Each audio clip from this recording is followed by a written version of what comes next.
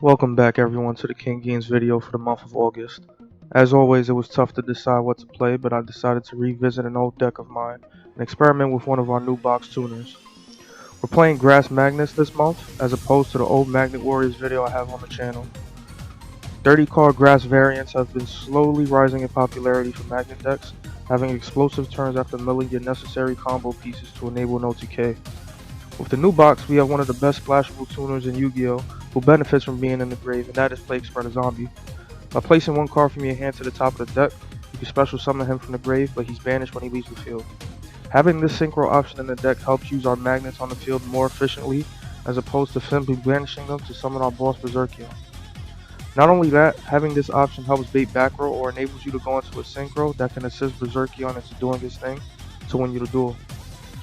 Now unfortunately, this run was not the best. It did take me a few tries thanks to the randomness of the ladder combined with bricking. To make things worse, the 5 wins were quite easy to obtain, as you've noticed by now in the video with that immediate win on the first duel.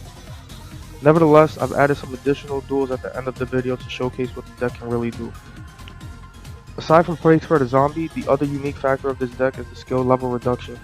With this skill, you can open up a pathway of synchro options that you can choose from according to the scenario. The best play with this requires you to have Block Dragon and Plaguespreader access with a level 3 magnet in hand. Block Dragon will be going down by 3 levels, and hopefully your opponent allows you to summon Plaguespreader beforehand. When you activate your skill, which can be chained to, you get the all-powerful Black Rose Dragon. Not only does she nuke the whole field, Block Dragon will activate his effect to search either missing magnet pieces or Berserkion himself, and you'll have an open board to OTK through. That's one of the best plays, but there are others accessible to you depending on your opponent. With the skill and access to enemy controller, the synchro list being used should have a variety of levels you can make. Aside from this, the rest of the deck is pretty standard for Grass Magnet decks. Along with maxing out on the monsters, I maxed out on Berserkion because I did have duels where I would not see him soon enough, or I would mill and use all 3 copies. Magnet conversion is mandatory at 3 because it's the only thing that will recover your magnets from the banished pile when it's in the graveyard. So finally, we're going to get to talk about the duels. I did face a lot of interesting and weird decks, and there's a couple of instant surrenders in here. But I'm always going to show the 5 win streak on my channel, so you're going to get it. Here, up against 6 Samurai, he is using Sogen as his skill for field spell. So not sure if he's skill farming, but the deck more or less is the same, except he's running a couple trap techs. Now, up against 6 Samurai, you have to play carefully because they do have access to negating your grass looks greener, and they have dual wield, which is just bounce your monsters back to the hand. And you don't want that to happen to Berserkion. So as you saw pretty much at the end of that duel, I utilized Berserkion to pop the back row before I summoned another monster or did anything, and then I dealt with Shion to go for lethal. It was pretty hard for him to come back in that situation. Getting over Berserkion by himself is not easy. I would have had to have another card on the field for him to use dual wield, or he would have needed World Legacy's Clash to lower his attack. The 6 Samurai matchup isn't too bad, as long as you remember those key points.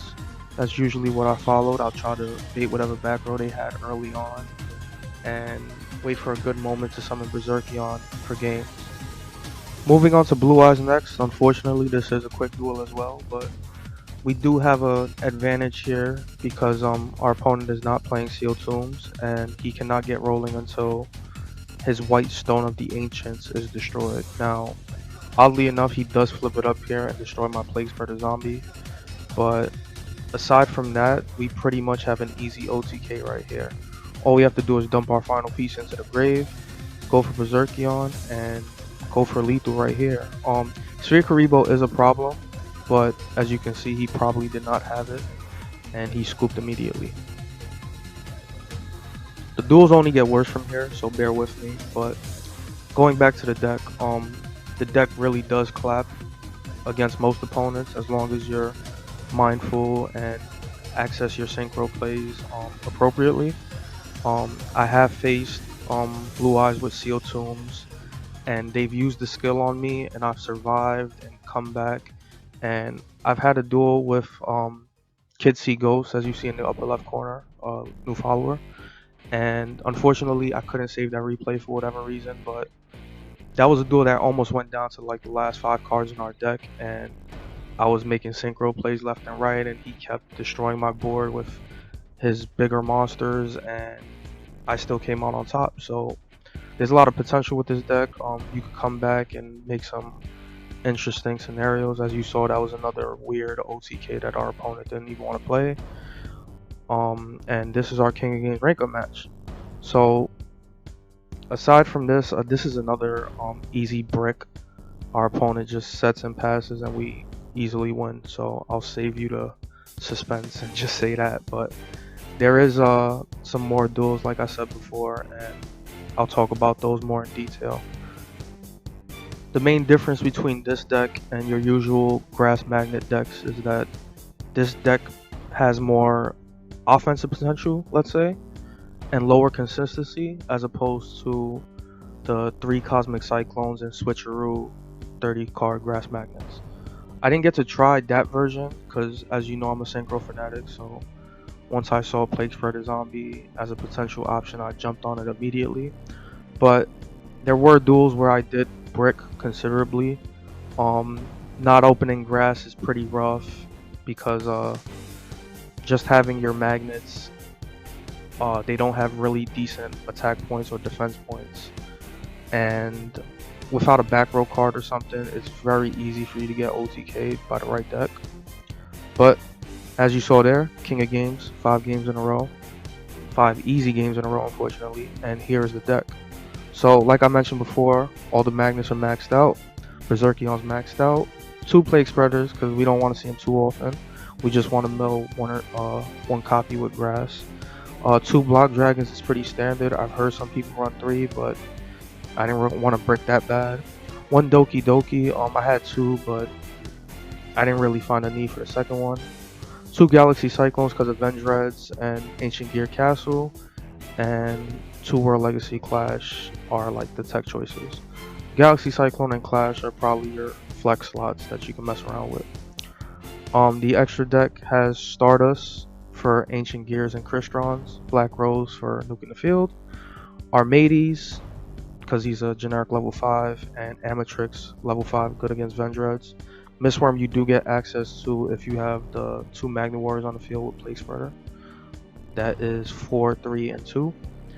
And Sahemith is good for monsters that are immune to destruction or targeting, like Vendreads also. I did want Charge Warrior in some situations, but it's your personal preference. But going on to the good duels that I managed to save, you'll see here this is a Neos Desperado deck, and this is one way just to completely overpower a Desperado deck. Now they won't always just set one and pass, that's pretty rare, and you'll never see a situation like that most of the time, but I didn't summon Berserkion and I still had an easy way to have lethal without our boss monster. Quickly on to the next match. This is 6 Samurai, and we do not have grass, unfortunately, but we do have Berserkion and all our pieces ready to go. I did test the waters before just summoning Berserkion, which was good because he would have just floated, but using Econ Take right there was probably the best option, and then we're just gonna go on a popping spree here.